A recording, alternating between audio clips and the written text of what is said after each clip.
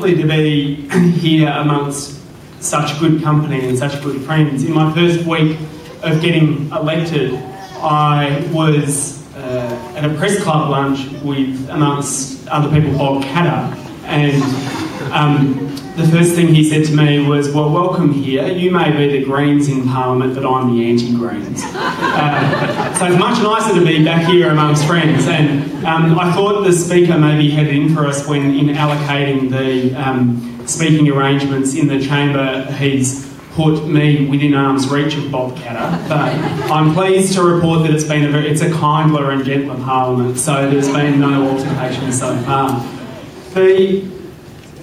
There was a pretty whirlwind first couple of weeks after getting elected, and what it followed was a campaign where we went to people in Melbourne, and I was working very closely with Brian and with Kathleen, who's here, and with Cindy and with Anne and our state candidates, and the message that we were telling people was that your vote is powerful. And what we found during the course of that campaign was that often that was the first time someone had felt that their individual vote could make a difference. And people responded to that message in droves. And we ended up with one of the biggest swings that we've ever seen in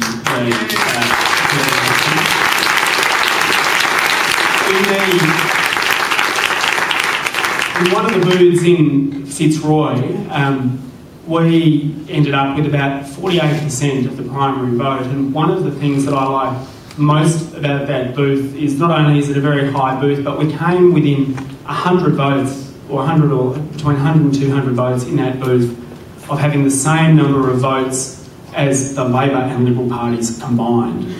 And that is what's happening there. Now, obviously Fitzroy's in Kathleen's seat, but similar story is happening in those parts of Melbourne where Brian is living. It's happening everywhere. The vote went up enormously with people responding to the public message.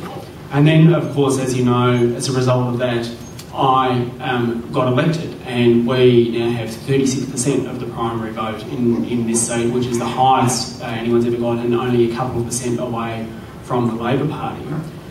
Not only were people vote powerful because they were able to change who was representing them, the vision of the people who were representing them locally, but the effect that it had federally, you've all seen it, but what an amazing thing the people of Melbourne did. Because people of Melbourne voted Green, and because not only they voted Green, but because people voted Green in the Senate right across Victoria, because people voted Green in the Senate right across the country, we were in an incredible position in the first few weeks of formation of government, because the Greens were, for the first time federally, able to have a say in who the government would be.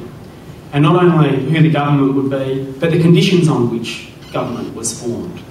As a result, we now have an arrangement where myself and Bob Brown are having regular meetings with the Prime Minister and with the Treasurer to discuss upcoming legislation.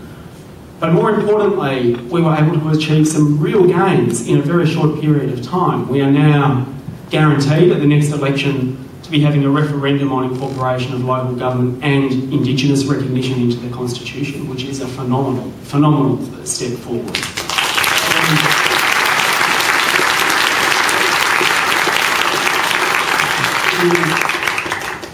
Pardon the pun, I don't know if you remember, but we, as the Greens, said that we wanted to see high-speed rail up the East Coast put into practice.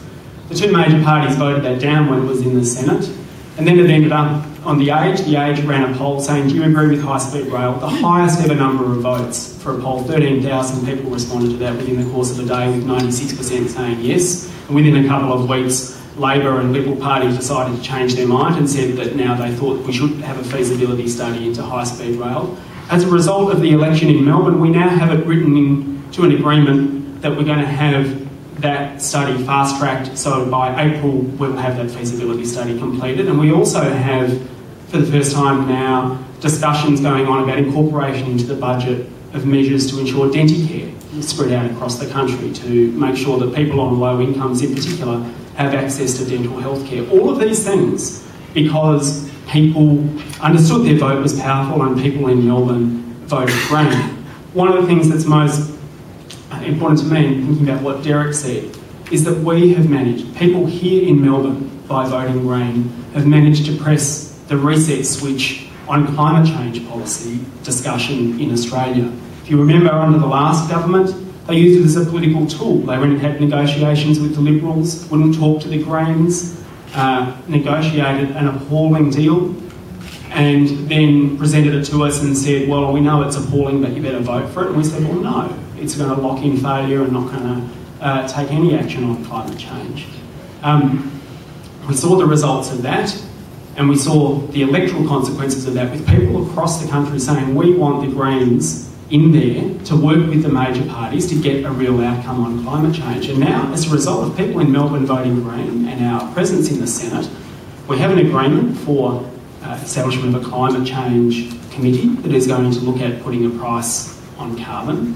I unfortunately couldn't get back for Kathleen's launch the other day because I was very proud to be there in that first meeting of that climate change committee, where we're sitting around a table discussing constructively for the first time how we can put a price tag on pollution, all because people here in Melbourne voted Green, and often people voted Green for the first time. What this all means is that you can see very, very clearly, with change starting right here, places like Melbourne, we can have profound impacts. In my case, right across the country, but in the case of this election, right across the state.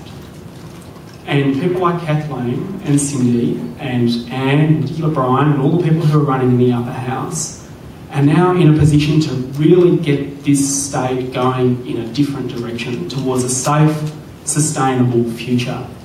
But it's got to start somewhere, and it's going to start at this election in places like Melbourne. And we are going to need strong advocates in the state parliament to argue for all of those things that are so important to all of us.